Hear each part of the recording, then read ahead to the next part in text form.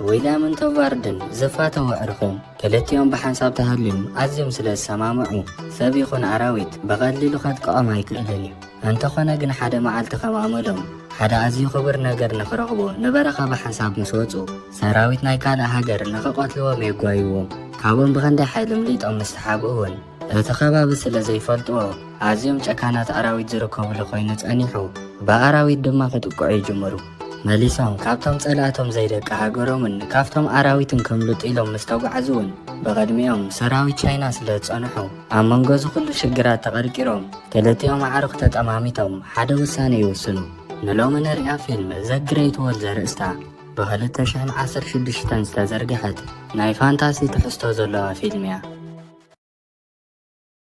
قدمنا ويح عمتات ذا جريت وول ናይ ቻይና ዶባብ ዝነበረሉ እዩ ኣብ ከባቢ ዶባት ፈረስ ዝሓዙ ጋንታ ብጸላእቶም መጎላውያን ክጉየዩ ከለዉ ንርኢ እቶም ዝሃድሙ ዝነበሩ መራሒኦም ዊልያም እቶም ምሳና ዘለዉ ፈረስ ፈነዎም ንዖም ደልዮም ንዓና ክገድፉና እዮም ብብሎም እሞ ኣብ ሓደ ቀራና መገዲ ነቶም ሰብ ዘይብሎም ኣፍራስ ብኻልእ መገዲ ንሳቶም ድማ ብኻልእ መገዲ ይኸዱ እቶም ዘጓይዎም ዘለዉ ጸላእቶም ድማ ንዖም ገዲፎም ደድሕሪቶም ኣፍራስ ይኸዱ ሽዑ ብኸምዚ መልክዕ ካብቶም ጸላእቶም እድሕኑ እሞ ንምሸቱ ኣዝዮም ተዳኺሞም ስለ ዝነበሩ ኮፍ ኢሎም እንዳዕረፉ ከለዉ ሚስጢራዊ ጸሊም ፓውደር ንኽረኽቡ ዝመፁ ሰባት ምዃኖም ክዘራረቡ ከለዉ ንሰምዕ እዚ ዝገብርዎ ዘለዉ ጉዕዞ ሓደገኛ ስለ ዝነበረ ኣብ መገዲ ከለዉ ብዙሕ ንብረቶም ይዝረፉ እዮም ዘለዉ ካብኡ ዝኸፍአ ግን ኣብዚ ዘይፈልጥዎ በረኻ ኣዝዮም ጨካናት ኣራዊት ነበሩ ንሳቶም ግን ስለ ዘይፈልጡ ኣብ ጸልማት ኮፍ ኢሎም ከለዉ ሓደ ኣዝዩ ንጡፍ ኣራዊት መፂኡ ንኩሎም በብሓደ ክበልዖም ይጅምር ዊልያም ከባቢኡ ዘወር ኢሉ ምስ ረኣየ كلهم مويتهم حدا بقول زترفة توار عركو تراي مخاني يستوعد كلتيهم كنا بتتنكا كوينهم اتا اراويت كاتكعون كساب زمات خصبي جمرما حندا بس مسمات تداليم سلات صنحو ويليام قتله انت خنا كنت خبابي زي تأمامن سلا زخنا تغلاتي فان كروح كخم زلهم تراداديهم قعزهم قتلو حجون انت خنا كن مسوقحة اتهم تسألاتهم من قرائن ددحريهم كويوهم يجمرما بفراسو محادمو كابعاتهم من دهادمو كن نافتنا يتاين عاب مندق ويدما جريت وول تبهل ناوي بزحمو بتم after مندق تصنحو چايناوين مانتيك تسيدلهم يدوم نخبو يحتتو ኣብዚ ግዜ እዚ በዓል ዊልያም ብኽልተ ጸላእትዮም ተኸቢቦም በቲ ሓደ ከጓይዎም ጸንሑ ለዚ ድማ ቻይናውያን እንተኾነ ግን ናብቶም ቻይናውያን ተስፋ ገይሮም ኢዶም እህቡ ተስፋ ዝገበረሉ ነገር ከኣስሩ ነዮም እምበር መቕታልስ ክንደየና ኢሎም ስለ ዝሓሰቡ እዮም ምስ ተኣስሩ ግን እቶም ቻይናውያን ብሓደ ነገር ተገሪሞም እዮም ዘለዉ ትማሊ ምሸት በዓል ዊልያም ምስቲ ኣራዊት ክበኣሱ ከለዉ ካብ ክፍሊ ኣካላት ናይቲ ኣራዊት ቆሪፆም ኣምፂኦም ስለ ዝነበሩ ከምዚ ዓይነት እንስሳ ኣበይ ረኺብኩም ኢሎም ቶም ቻይናውያን ይሓትዎም ዊልያም ቀፂሉ ከትከዓና መፂት ኣራዊት ኣነ ድማ ቀቲለየ ኢሉ ይነግሮም እሞ ቶም ቻይናውያን ግን ስለ ዘይኣመንዎ የባጭውሉ በአንጻሩ ግን ሓደ ካብቶም ቻይናውያን ዋንግ ዝተባሃለ መራሒኦም ግን ናይ ክልቲኦም ኩነታትን ኣብ ሴፎም ተጸይቑ ዘሎ ደም እንዳረኣየ ምናልባት ባዕሎም ቀቲሎም ክኾኑ ይኽእሉ እዮም ኢሉ ይሓስብ ብዛዕባ ክልቲኦም ተረዳዲኦም ውሳኔ ቅድሚ ምሃቦም ግን ሓደ ወታሃደር መፂኡ ብርሑቕ ጸላእቲ ከም ዝረኣየ ይነግሮም ሽዑናቶም ጉዳይ ንጎኒ ገዲፎም ጸላእቶም ንምክልኻል ኩላቶም ናብቲ ግሬት ወል ናብቲ መንደቕ ይኸዱ ጀነራል ሻኦ ንኩላቶም ወታሃደራት ንውግእ ተዳለዉ ኢሉ እንዳኣዘዞም ከሎ ንኽልቲኦም ድማ ናብቲ መንደቕ ሒዞሞም ይመፁ እሞ ነቶም ብዝተፈላለየ ሕብርን ዕጥቅን ዘግየፁ ቻይናውያን እንዳረኣዩ ክልቲኦም እዞም ቻይናውያን ዝገብርዎ ክዳንን ሕብሩን ዝተፈላለየ እዩ እንተኾነ ግን ኩሎም ብሓባር ሓቢሮም እዮም ዝሰርሑ ኢሎም ኣዝዮም ክግረሙ ከለዉ ንሰምዖም ናይቶም ሰራዊት መልክዕ እንዳረኣየ ዊልያም ኣዝዩ ተገሪሙ ዘሎ ብፍላይ ድማ ሰማያዊ ዕጥቂ ዝገበራ ኣዋልድ ጥራይ ዝርከብኦ ጋንታ ጭማራ ሒዘን ንውግእ ክዳለዋ ከለዋ ንርአን ኣብዚ ግዜ እዚ እቶም ዝመፁ ዘለዉ ጸላእቲ ሰባት ዘይኮኑ ኣራዊት ምዃኖም ንርኢ እሞ ከምቶም ኣብ ዝሓለፈ ምሸት ንበዓል ዊልያም ክበልዖም ዝሓሰበ ኣራዊት ኮይኖም ሕጂ ግን ብጭፍራ ስለ ዝመፁ ኣዝዮም ብዙሓት ኣራዊት እዮም መጀመርያ ብሓዊ ገይሮም የጥቅዕዎም ቀፂሎም ድማ ኩላቶም በብወገኖም ማንቲክ እንዳሰደዱ ናብቶም ኣራዊት ማንቲክ ከም ማይ ክዘንቦም ይጅምር እዚ ኩሉ ነገራት ዋላ ተተገብረ ግን ብዝሒ ስለ ዝነበሮምን ብፍላይ ድማ እቲ ጭማራንቲ ማንቲክ ክራማን ኣብ ከባቢ ዓይኖም ተዘይሃሪሞም ቀልጢፎም ስለ ዘይሞቱ ናብቲ መንደቕ ክበፅሑ ክኢሎም እዮም ሕጂ ተራ ናይተን ሰማያዊ ዝገበራ ኣዋልድ እዩ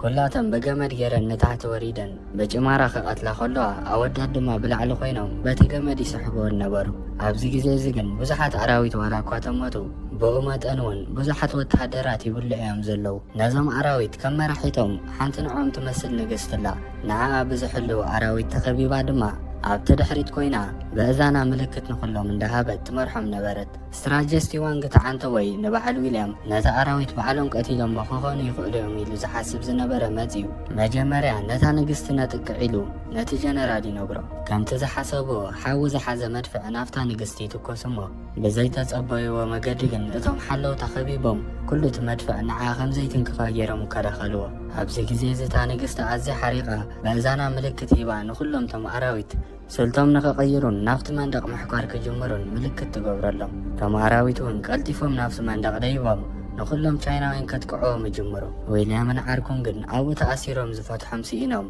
ንሳቶም እውን ከይበልዑ ኣብ ጭንቀት እዮም ነይሮም። እንተኾነ ግን ኣጋጣሚ ኮይኑ ባላርድ ዝተባሃለ ናይ ካልእ ሃገር ዜጋ ኣብ ትሕቲ ቻይናውያን ዝሰርሕ ዝነበረ ተቐላጢፉ መጺኡ ንኽልቲኦም ይፈትሖም እሞ ንሳቶም ድማ ተቐላጢፎም ተሲኦም ከም ሰቦም ክዋግኡ ይጅምሩ። ንዕኦም ሓለዎም ተባሂሉ ሓላፍነት ዝተዋህቦ ፔንግ ዝተባሃለ መንእሰይ ድማ ኩሎም ኣዕርኽቲ ክብልዑ ምስ ረኣየ ነታ ኣራዊት ክቆትሎ ኢሉ ዋላ እኳ ተኸደ ዓቕሚ ሓፂርዎ እታ ኣራዊት ተመሊሱ ከጥቅዖም ጀመረ። በዚ ጸኒሑ ዘይበልናዮ ዊልያም ነጢሩ መጺኡ ብኹናት ገይሩ ኣፉ ይሸኽለሉ። እታ ኣራዊት ግን ቀልጢፉ ዝመውት ስለ ዘይነበረ መሊሱ ንዊልያም እንዳደፈአ ክወስዶ ይጅምር እሞ ዓርኩ ግን ተቐላጢፉ ተወሳኺ ጭማራ ይሰደሉ እሞ ካልኣይ ግዜ ሸኺሉ ዊልያም በይኑ ይቆትሎ። ቀፂሎም ክልቲኦም ዓርኩ እንዳተሓጋገዙ ንኻልእ ኣራዊት ከም ብዕራይ ቀይሕ ጨርቂ እንዳረኣዩ ይፅውዕዎ እሞ ክበልዖ ኢሉ ነጢሩ ምስ መፀ ዊልያም ብድሕሪት ጸኒሑ ማንቲክ ክራማ ገይሩ ዓይኑ ሃሪሙ ይቆትሎ። እታ ንግስቲ ቀፂላ ብዙሓት ኣራዊት ከም ዝሞቱ ምስ ረኣየት በእዛና ብምጥቃም ንኩሎም ንኽምለሱ ትሕብሮም እሞ እቶም ኣራዊት ግን ደቂ ሰባት ብዛዕባኦም መታን ከይመራመሩ ናይ ነፍሲ ወከፍ ከምኦም ዝኣመሰሉ ዓሌት ሬሶኦም እንዳሰሓቡ ንድሕሪት ይምለሱ። ጀነራል ሻኦ ድሕሪ እቲ ውግእ ናብቶም ክልተ እሱራት ይኸይድ እሞ ንሳቶም ድማ ክተሓባበሩ ከም ዝጸንሑ እንዳረኣዩ ነቲ ሒዞሞ ዝነበሩ ሴፍ ንመሬት ይድርብይዎ። ጀነራል ሻኦ ድማ ኣብ ጎንና ኮንኩም ስለ ዝሓገዝኩምና ነመስግን ኢሉ ውሳኔኡ ከኣስሮም ዘይኮነ ገዛ ሂቡ ምስኦም ንኽቕመጡ የፍቅደሎም። ሽዑ ክልቲኦም ናብቲ ሓድሽ ዝተዋህቦም ገዛ ምስ ከዱ እቲ ንክልቲኦም ንኽሕሎ ሓላፍነት ተዋሂብዎ ዝነበረ ፒንግ ዝተባሃለ መንእሰይ ኣብ ኣፍ ደገ ሞት ከለኹ ስለ ዘድሓንኩምን ኢሉ ንዊልያምን ንዓርኩን የመስግኖም። ሽዑ ንምሸቱ ምስቲ ባላርድ ዝተባሃለ ዓንተወይ ዝፈትሖም ሰብኣይ ይረኸቡ እሞ ባላርድ ብዛዕባ ነብሱ ክነግሮም ከሎ ቅድሚ 25 ዓመታት ኣቢሉ ይኸውን ነዚ ንሶም ዝደልይዎ ዘለዉ ምስጢራዊ ጸሊም ፓውደር ክረክብ ኢሉ እዩ መጺኡ። እንተኾነ ግን ዞም ቻይናውያን ስለ ዝሓዝዎ ናይ እንግሊሽ መምህር ገይሮም ኣብዚ ኮፍ ኣቢሎሞ። ኣብዚ ሕጂ ግዜ ግን እዚ ምስጢራዊ ጸሊም ፓውደር ኣበይ ከም ዘሎ ስለ ዝፈልጥ ሓዊ ቃጺሉ እንዳረኣዮም ኣብዚ ከባቢ ውግእ ምስ ተላዓለን ምስ በርትዐን ንሕና ንኸነምልጥ ስለ ዝጥዕም ኣብዚ ዘሎ ፓውደር ንሰለስቴና እኹል እንትርፉን እዩ ሒዝናዮ ኸነምልጥ ተሰማምዑ ዲኹም ኢሉ ሓቶም። ገና ዘረብኦም ከይወድኡ ግን ስትራጀስቲ ዋንግ ኣብቲ ናይ ክልቲኦም ንብረት ዓብ ማግኔት ስለ ዝረኸበ ህፁፅ ጻውዒት ይገብረሎም። ቀፂሉ ዋንግ እዚ ማግኔት ቀጥታዊ ርክብ ምስ ኣእምሮ ናይቶም ኣራዊት ክህልዎ ይኽእል እዩ። መጀመርያ መዓልቲ ምሸት እቲ ኣራዊት ረኺብኩም ብቐሊሉ ዝቆተልኩምሉ ምኽንያት ድማ እዚ ማግኔት ክኸውን ይኽእል ኢሉ ሓቶም። ቀፂሉን ብዛዕባ እቶም ኣራዊት ከረድኦም ጀሚሩ ታኦቴኤስ ከም ዝበሃሉን ቅድሚ 20 ክፍለ ዘመን ኣቢሉ ድማ ካብ ጠፈር ናብ ምድሪ ከም ዝወረዱን ካብታ መዓልቲ ጀሚሮም ድማ ኣብ ነፍሲ ወከፍ 60 ዓመት ንኽባዝሑን ንግስቶም ንኽምግብዋን ክብሉ ካብ ቻይና ሰሜናዊ ከባቢ ከም ዝብገሱ ይነግሮም። ናይ ወተሃደራት ቻይና ጻዕሪ ድማ ናብ ርእሰ ከተማ ናይ ቻይና እቶም ኣራዊት ንኸይበጽሑን ናብኡ ተበጺሖም ድማ ክሳብ 2 ሚልዮን ዝኾኑ ህዝቢ ስለ ዘለዉ ካብዚ መንደቕ ውንቲ ከተማ 3 ማይል ኣቢሉ ጥራይ ስለ ዝርሕቕ ህዝቢ ክውድኡ ይኽእሉ እዮም። ንሱ ጥራይ ዘይኮነ ብብዝሒ መግቢ ተረኺቦም እንዳተባዝሑ ስለ ዝኸዱ ናብ ዓለም ሙሉእ በፂሖም ናይ ዓለም ህዝቢ እውን ከጥፍኡ ከም ዝኽእሉ የረድኦም። ኣብዚ ሰዓት እዚ በዓል ጀነራል ሻኦ ድማ ብምዕራብ ኣከባቢ ናይቲ መንደቕ ዝወደቑ ሰባት ስለ ዘስተውዓለ ንኽምርምር ኣብቲ ቦታ ይወርድ እሞ ኣብዚ ግዜ ግን ሕቶ ዝፈጠረሎም ነገር እቶም ኣራዊት ነቶም ዝቐተለዎም ወተሃደራት ከም መግቢ ክጠቀምሎም ዘይወሰድዎም ምዃኖምን እንታይ ከም ዝሓሰቡን ክርድኦም ኣይከኣለን። ድሕሪ ግን ነቲ ብቕድሚኦም ዝመጽእ ዘሎ ክከላኸሉ ሙሉእ ብምሉእ ምሸፈኑ ጀነራል ሻኦ ኣብ ናይ ሰይፉ መስትያት እቶም ኣራዊት በላሕቲ ምዃኖምን እቲ ሓደ ብቕድሚት ከጥቅዕ ከሎ ሙሉእ ብምሉእ ሽፋን ዋላ እኳ ተገበረሉ ካልኣይ ግን ብድሕሪት ይመጽእ ከም ዘሎ የስተውዕል። ሽዑ ክልቲኦም ጠኒኖም ምስ ኣተውዎም ጀነራልን ሊንን ተቐላጢፎም ንድሕሪት ጠሚቶም ነቲ ኣራዊት ክቐትልዎ ይፍትኑ። ከም ሓሳቦም ነቲ ኣራዊት ዋላ እኳ ተቐተልዎ ንጀነራል ግን ከቢድ ማህሰይቲ የውርደሉ። ሽዑ ሙሉእ ሰራዊት ናይ ቻይና ናፍቲ ከባቢ ይመጽእ። እንተኾነ ግን ንጀነራል ንኽድሕኑ ደንጊዮም እዮም ነይሮም። ኣብ መወዳእታ ጀነራል ክመወት ምስ ቀረበ ንኮማንደር ሊን ንሰራዊተይ ንስኹም ርሕዮም ናይዞም ኣራዊት ናይ ምሕሳብ ክእለትን ዓቕሞምን ኣይትንዓቐዩ እኺልዋ ይመውት ብሞት ናይ ጀነራሎም ዝሓዘኑ ሰራዊት ድማ ስነ ስርዓት ቀብሩ ሽምዓ ቃጺሎም ናብ ሰማይ እንዳሰደዱ ይሕልፎ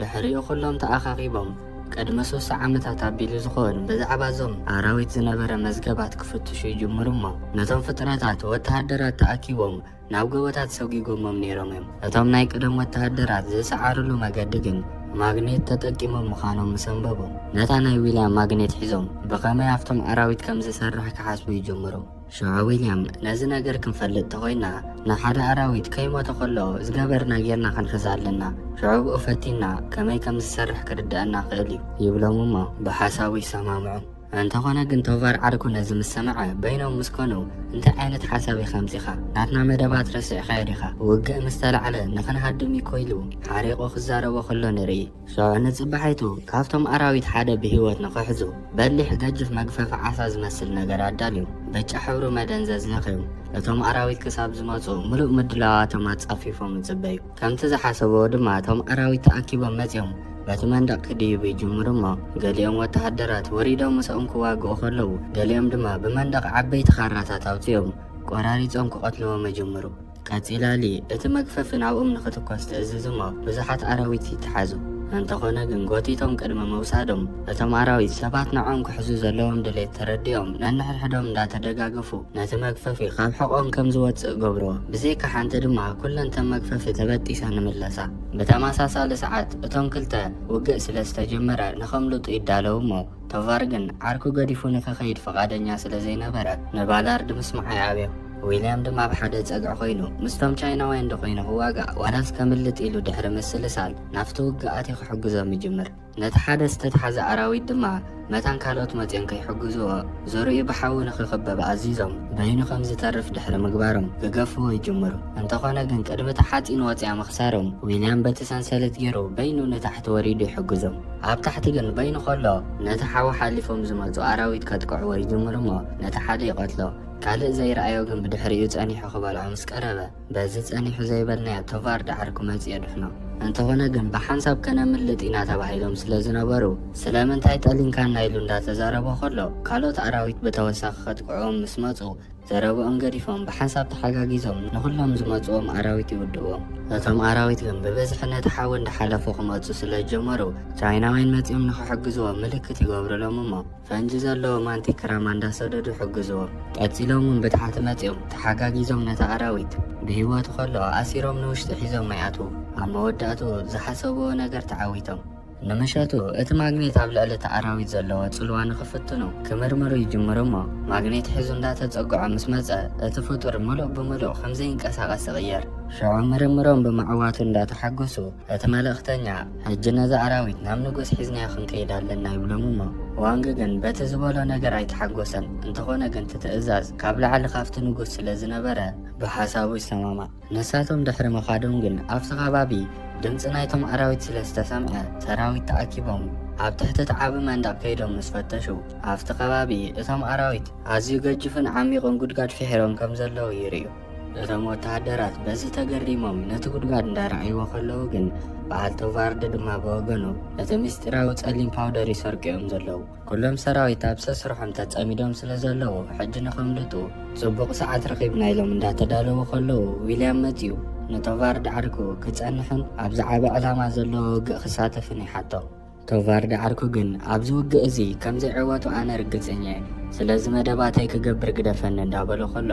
ባላርድ ብድሕሪኡ ኮይኑ ገመድ በቲኹ ንዊልያም ኣብ ልዕሊኡ ዝነበረ ንብረት ናብኡ ወዲቑ ሃለዋቲ ከምዘጥፍእ ገብሮ ቶቫርድ ንዓርኩ እንዳረኣየ ንድሕሪት ክምለስ ሰጋእ ዋላ እኳ ተበለ ባላርድ ግን ሓንቲ ዘላ ትከዓድል ሕጂ እያ ምሳያምልጥ ብሎ ሽዑ ክልቲኦም ምስ ኣምለጡ ጀነራል ሊ ትፈልጥ እሞ በቲ ኸዳዕ ስርሖም ኣዝያ ሓሪቓ ንዊልያም ሒዛ ብሕርቃን ትዛረቡ ዊልያም ግን ግደፉ እንዳበልኮ ክሕዞም ፈቲነ እንተኾነ ግን ሃንደበት ኣጥቂዖም ንኦም ከይዶም እብላ ኣብዚ ግዜ እዚ ቅድሚ ሕጂ ካብ ሞት ዘድሓኖ መንእሰይ ፔንጋ ኣብ መንጎ ዘረብኦም ኣትዩ ዊልያም ሓቁ ምዃኑ ይመስክር ሽዑ ንዊልያም ብከምዚ መልክዕ ምሕረት ገይሮምሉ ንዕኡ ቤት ማእሰርቲ እትዮም እቶም ክልተ ዘምለጡ ድማ ንሰራዊት ኣቐልጢፎም ንኽሕዝዎም ትእዝዞም ዊልያም ድማ ካብ ሎሚ ንድሓር ምስኦም ኣብ ውግእ ንኸይሳተፍ በይኑ ይእሰር ጀነራል ሊን ቀፂላ እቶም ኣራዊት መሬት ፍሒሮም ናፍቲ ርእሰ ከተማ ከይዶም ክኾኑ ስለ ዝኽእሉ ናፍቲ ርእሰ ከተማ ጉዕዞኣ ትጅምር እሞ ሰራዊታውን ምስኣ ሒዛቶም ትኸይድ ስለ ዝነበረት እቲ ከም መጓዓዝያ ዝጥቀሙሉ ዝነበሩ ቅድሚ ሕጂ ብዙሕ ስለ ዘይፈተንዎ ናይ ብዙሓት ወተሃደራት ህይወት ይሓልፍ። ከም በዓል ጀነራል ሊንን ውሕዳት ሰራዊትን ግን ናፍቲ ከተማ ክኣትዉ ክኢሎም እዮም። ዊልያም ድማ ካብቲ ኣሲርዎ ዝነበረ ተቐላጢፎም ፈትሕዎ እሞ እንታይ ከም ዝተፈጥረ ንኽፈልጥ ንዋንጊ ከይዱ ይሓቶ። ዋንጊ ድማ ጀነራል ሊ ኣብ ፍትሕዎ ኢላትና ከምኡ ድማ ኣብዚ ዘለዉ እንስሳታት ክንከላኸሎም ክትሕግዘና ኣለካ። ጀነራል ሊ ግን ናፍቲ ርእሰ ከተማ ምሪሓላ ብሎ። ቀፂሉ ዋንጊ ነዞም ኩሎም ኣራዊት ክንቀትሎም ተኾይና ነታ ንግስቶም ክንቀትላ ኣለና ድሕሪኡ ከነዓርፍ ኢና ኢሉ ንዊልያም ነግሮሞ። ዊልያም ድማ በቲ ሓሳብ ተሰማሚዑ ክልቲኦም ደድሕሪ ጀነራል ሊ ይስዕቡ። ጀነራል ሊ ናፍቲ ርእሰ ከተማ በፂሓ እንተኾነ ግን እታ ከተማ ብኣራዊት ተጠቂዓ ትጸንሓ። ገና ናፍቲ ቤተ መንግስቲ ከይበጽሓ ድማ ኣራዊት ኣጥቂዖማ ንመሬት ትወደቕ። ምስቶም ኣራዊት ነዊሕ ድሕሪ ምቅላስ ድማ ብብዝሒ የኸብዋ እሞ ወይ ህይወታ ክትስእን ወይ ምስኦም ክትበኣስ እንዳተዳለወት ኮላ ዊልያም ናፍቲ ቦታ መጺኡ ሒዝዋ ንላዕሊ ይድይብ። ነቶም ነጢሮም ክሕዝዋ ዝፈተኑ ኣራዊት እውን ፈንጂ እንዳኸለሰት ተቐትሎም። ቀፂሎም ነቲ ንቤተ መንግስቲ ሕሊፎሞ ዝነበሩ ዝሓዝዎ ኣራዊት ይረኽብዎ እሞ ሙሉእ ነብሱ ብፈንጂ ይጥቕልልዎ። ሓሳቦም ድማ ምስታ ንግስቲ ምስ ተሓወሰ ንሱ ክፍንጀር እሞ ለኪምዋ ንኽመውት እዩ ነይሩ። እንተኾነ ግን ናብኣ ክቐርብ ተኾይኑ መግቢ ንዓ ንኽምግብ ጥራይ ስለ ዝኾነ ንዓ ዝኾን መግቢ ሒዝዎ ዝኸይድ ንኸዳልውሉ ብፋኛ ትራሕ ሒዞሞ እንዳኸዱ ከለዉ እቶም ካልኦት ኣራዊት ኣበይ ከም ዘለዉ ስለ ዝተረድኦም ሃንደበት ብልዓል መፂኦም ካብቶም ወተሃደራቶም የጥቅዕሎም። ኣብዚ ግዜ እዚ ብከቢድ ዝቆሰለ መንእሰይ ፔንጊ እዩ ነይሩ። ካብቲ ቦታ ቀልጢፎም ክሃድሙ ስለ ዝነበሮም ፔንጊ ተሃሲዩ ስለ ዝነበረ ምንቅስቓስ ይኣብዮም። እንተኾነ ግን ነሳቶም መታን ክዕወት ኢሉ ኣብ ኣእዳዉ ፈንጂ ብምሓዝ ነቶም ደድሕሪኦም ዝስዕብዎም ዝነበሩ ኣራዊት ለኪሞም ኣብኡ ይመውት። እቲ ክንደይ ግዜ ንዊልያም ብጽቡቕ ምስክርነት ዘድሓነው ፔንጊ ድማ ንመወዳእታ ግዜ ኣብዚ ክመውት ከሎ ንሪኦ። በቲ ዝተፈጥረ ነገር ኩላቶም ሓዚኖም እዮም። ፔንጊ ግን ህይወቱ ሰዊኡ ንዖም ስራሖም ንኽቕጽሉ ሕግዞም። ከምቲ ሓሳቦም ነቲ ኣራዊት ፈንጂ ጠቕሊሎም ገመዱ ግን ይፈትሕሉ። ኣብ ጥቕኡ ስጋ ስለ ዘዳለውሉ ግን ቀልጢፉ ከምቲ ሓሳቦም ካብቲ ስጋ ክበልዕ ይጅምር እሞ ናቦም ንኸይቀርቡን ማግኔት ሒዞም ብኡ እንዳፈራርሑ ናፍታ ንግስቲ ከም ዝኸይድ ይገብሮ። ሽዑ ሰለስቲኦም ኣብቲ በላሶ ኮይኖም ዋንጊ ብታሕቲ ኮይኑ ማግኔት ሒዙ ይሕልወሎም። ክልቲኦም ድማ ናብ ጫፍ ናይቲ በላሶ ከይዶም ነቲ ብጥቓ ንግስቲ ዘሎ ቦምቢ ንምብራዕ ሓዊ ዝሓዘ ማንቲክራማ ገይሮም ሰዱ። ነገራት ግን ከምቲ ዝሓሰብዎ ይጸንሐን። እቲ ሓዊ ገና ንውሽጢ ቅድሚ ምእታዉ እቶም ኣራዊት ብኽንፎም ገይሮም ነታ ንግስቲ ሸፊኖም የድሕንዋ። ዊልያም ነዚ ምስ ረኣየ ናፍቲ ጫፍ ናይቲ በላሶ መሊሱ ድይብ እሞ እታ ንግስቲ ግን ሰባት ኣብቲ ከባቢ የጥቅዕዋ ከም ዘለዉ ተረዲእዋ ንኹሎም እቶም ኣራዊት ናፍቲ ከባቢ ዘሎ ህንፃኣትዮም ንኽፍትሹ ትእዝዞም። ሽዑብ ታሕቲ ማግኔት ሒዙ ዝጽበ ዝነበረ ዋንግ ህይወቱ ቅድሚ ምሕላፋ ነታ ማግኔት ንላዕሊ ናብ በዓል ዊልያም ሰዳ። ዊልያም ብወገኑ መበል ካልኣይ ግዜ ማንቲክራማ ገይሩ ነታ ንግስቲ ንኽፍንጅራ ይፍትን እሞ እቶም ኣራዊት ግን ሕጂ እውን ተኸላኺሎም ኣብ ላዕሊ ከም ዝፍንጀር ይገብሮ። እንተኾነ ግን እታ ንግስቲ ዘጥቅዕዋ ዘለዉ ሰባት ኣበይ ነቲ ፓላሶ ከም ዘለዉ ስለ ዝተረድዓ ንኹሎም እቶም ኣራዊት ናፍታ ፓላሶ ንኽድይቡ ትእዝዞም። በዓል ዊልያም ነዚ ምስ ፈለጡ ንሳቶም እውን ቅድሚ ምማቶም ነታ ዝተረፈት ሓንቲ ፈንጂ ናይ ማንቲክራማ ሒዞም ብገመድ ገይሮም ንታሕቲ ክወርዱ ይጅመሩ። እቶም ኣራዊት ደድሕሪኦም ክበልዕዎም እንዳፈተኑ ከለዉ ኣብ ኣየር ከለዉ መጀመርያ ዊልያም ነታ ማግኔት ናፍታ ንግስቲ ድርብያ። ጀነራል ሊ እውን ኣስዕባ ኣቢላ ማንቲክራማ ናፍታ ንግስቲ ትሰድድ። ኣብዚ ሕጂ ግዜ ግን እቲ ማግኔት ነቶም ሓለውቲ ናይታ ንግስቲ ቀልጢፎም ንኸይሽፍንዎ ይሕዞም እሞ እታ ፈንጂ ንውሽጢ ንኽትኣቱ ዕድል ትረክብ። እታ ንግስቲ ተቐላጢፋ ከተጥፋእ ትፍትን። እንተኾነ ግን ሃንደበት ኣብ ኣፋቲ ፈንጂራታ ብተወሳኺ እውን ትምስኣ ኮይኑ ዝቐልባ ዘሎ ፈንጂ ተሰኪሙ ዘሎ ምስናቱ ተለኻኺሙ ከቢድ ባርዕ ተፈጢሩ እታ ንግስቲ ትመውት። ንግስቲ ናይዞም ኣራዊት ድሕሪ ምሟታ ኩላቶም እቶም ኣራዊት ክረግፉ ይጅመሩ። ብዘይበኣ ክነብሩ ስለ ዘይክእሉ ድማ በሸሓት ዝቝጸር ሬሳታት ናይቶም ኣራዊት ድማ ኣብቲ ዙርያ ቤተ መንግስቲ ይመልእ። ኣብ መወዳእቱስ ዊልያምን ጀነራል ሊን ተዓዊቶም። ሽዑ መወዳእታ ናይዚ ታሪክ ዊልያም ናፍቲ ዓቢ መንደቕ ምለስ እሞ እቲ ጠሊሞ ዝሃደመ ዓርኩ በቶም ቻይናውያን ተታሒዙ ተኣሲሩ ከሎ ይረኽቦ። ዊልያም ቀፂሉ ወይ ንዓኻ ከድሕነካ ወይ ድማ ጸሊም ፓውደር ንኽቡን ምርጫ ሂቦም ኒል ይነግሮ ንዓርኩ። እንተኾነ ግን ዊልያም ዕርክነት ካብ ዝኾነ ይኹን ንብረት ከም ዝበልጥ ስለ ዝርዳእ ሓውነት ኣቐዲሞ ንዓርኩ የድሕኖ። ቀፂሎም ክልቲኦም ብብዙሓት ናይ ቻይና ወተሃደራት ተዓጂቦም ነቶም ቻይናውያን ተሰናቢቶም ንናይ ቻይና ግዝኣት ገዲፎም ንገዝኦም ይጓዓዙ። ጀነራል ሊ እውን ንዊልያም ንኽትሰናበት ኣብቲ ዓቢ መንደቕ ኮይና ኣማዕድያ ተጥምቶ እሞ ዊልያም እውን ኣብቲ ዝነበረ ቦታ ኮይኑ ንድሕሪት ናብ ጀነራል ሊ ድሕሪ ምጥማት ፈሸኺ ኢሉ ፈረሱ ሒዙ ብሓጎስ ናብ ዓዱ ንኽምለስ ጉዕዞኡ ይቕጽል። ሸዋታ ፊልም ኣብዚ ትውድእ። ፋንታሲ ኣክሽን ትፈትዉ ሰባት ነዛ ፊልም ፈቲኹማ ክትኮኑ ተስፋ ይገብር። እንተፈቲኹማ ላይክ ግበሩ። ከምኡ ድማ ናይዛ ቻነል ናይ ወትሩ ተኸታተልቲ ንምዃን ሳብስክራይብ ጌርኩም ነታ ደወል ትንክፍ ምባል ኣይትረስዑ። ቀፂልኩም እውን ከምዚ ዓይነት መሳጢ ፊልሚ ክትርኢ ተደሊኹም ኣብዚ ስክሪን ካብ ዘሎ መሪፅኩም ረኣዩ። ጽባሕ ብኻልእ መሳጢት ፊልሚ ክሳብ ንራኸብ ዘለኩም ሓሳባት ኣብ ኮመንት ፀሓፉለይ። ሰሰናዩ